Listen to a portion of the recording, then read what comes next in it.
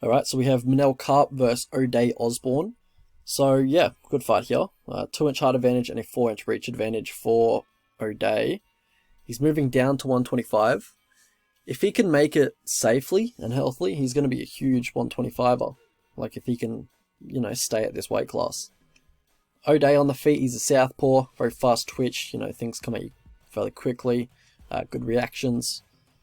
He only uses a few techniques though, really. He likes the straight left, he likes the body kick. I've never seen him face another southpaw, so potentially he has a bigger bag of tricks than I thought, but that's all I've seen from him so far, because I think he's only faced orthodox fighters. But he likes the counter too, he likes the pull too, especially when the opponents are throwing kicks, and that's how he caught Jerome Rivera, put him out really quickly. But O'Day, he does keep his hands low and his chin in the air. Basically hands low at all times, chin in the air when he's avoiding strikes. Chin in the air at all times, really.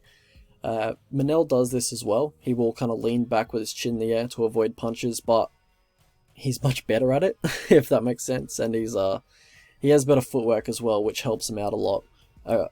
O'Day doesn't have the greatest footwork. He doesn't have as good of footwork as Manel Kape does. Manel Kape, he's a unique striker, unique fighting style, good footwork, mostly southpaw, but he's competent in either stance. He's got different styles when he switches stance. He's very light in his feet and has a very wide base in orthodox, like he's fighting like a kind of in a karate stance. But when he switches southpaw, he's much more fluid. He's very sharp with his hands in southpaw. I think he's much better in southpaw. He has a very nice check right hook in southpaw. Nice 4-3. Counter 2, he's got a deeper bag than O'Day Osbourne for sure on the feet.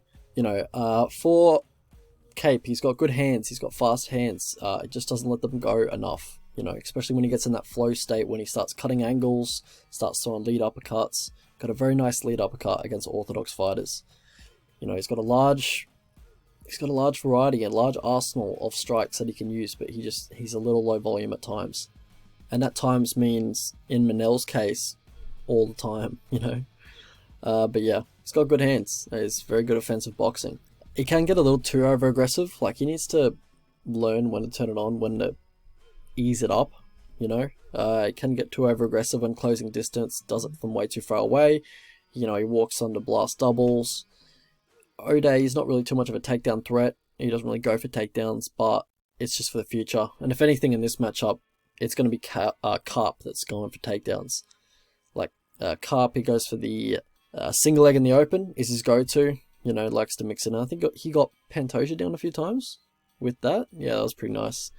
But for O'Day Osbourne, doesn't have the best takedown defense. Like, he's constantly attacking with that low-volume guillotine to defend takedowns. Like, it's just, I don't know if he's ever even got a guillotine. Like, alright, here's one guillotine.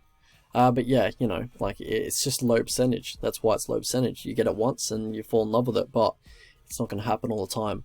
How these guys win fights? So for O'Day, he's got decent power in for the division, for sure, for flyweight. He's got good power. And for Kape, he's got a fair bit of power at 125 as well, for sure. And he's got a good chin. How these guys lose fights? So for Manel Kape, it's low fight IQ and low volume. The two lows that you don't want to have. And also the striking tendencies that we talked about before. For O'Day Osbourne, it's the subpar takedown defense, and I think his get-up game needs a bit of work. He utilizes more strength than technique when he's trying to get back to his feet, and yeah, it's just not hard to control him on the mat. Alright, so path to victory, or just, strikes that I think these guys could potentially land in this one. So for Osbourne, it's southpaw versus southpaw, so look for that low calf kick. Kape's pretty heavy on the lead leg. I'm not sure why, because he never really pops out the jab or anything. He just seems to be kind of lead leg heavy for no reason, but it is what it is. I've never seen O'Day versus southpaw before. He might be throwing low calf kicks. Not really too much of a leg kicker, it seems, but I think it'd be good in this matchup. For Kape, his high kick off the clinch break. O'Day, he has his hands low off the clinch break, but also he's never really looking for offense off the clinch break. So you can look to take that window of opportunity and look to be offensive in that window. Also mix in takedowns, maybe at the end of a tight round, look to mix in takedowns to maybe put your stamp on it, make the judges think about something else. How I see this fight going, so if O'Day can make flyweight healthily, then he's going to be huge for the weight class. Like, he's alternated from bantamweight to featherweight throughout his career so far, and now he's going to go going down to 125, and he's going to have a pretty decent size advantage over Manel Kape. I feel like Kape is the better striker. I feel like he could put O'Day out in the feet, honestly. You know, O'Day has really bad striking defense, and Kape's actually a really good technical striker when he lets him go. He's got sharps, he's got sharp hands, but he just tries to be too pretty. He's always looking for that perfect shot, you know, while the opponent is just kind of pretty content with running up the numbers on the outside because they're aware of how to win rounds, and he's just constantly looking for that perfect shot. So, yeah, that's just how he gets outworked. You know, O'Day's not generally the guy that's the type of guy that you're worried about outworking somebody, but it's more something to consider for future opponents whenever you're taping Manel Kape fights. But in this one, Kape can mix up the takedowns as well, where I don't believe O'Day will be able to do the same thing.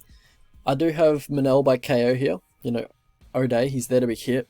Kape cracks for the weight class, and I'm expecting O'Day's ability to take a punch to be a little bit diminished because of this huge weight cut that he's going on. You know, I don't know the details and the numbers on the weight cut, but pretty big guy for the weight class, and he looked pretty shredded at 135 already, so I don't know where the weight's coming off, but, you know, it is what it is. If you can do it healthily, then I'll check it out at the weigh-ins, and then before I even think about playing Manel Kape inside the distance, but yeah, it's just something I want to monitor. Alright, so if you guys could like the video, that'd be Phantasmo. What is that? Phantasmo? Is that even a thing? I don't know. So yeah, I have Manel Kape by KO. Yeah, I think he finds the KO. I think he does put O'Day out cold.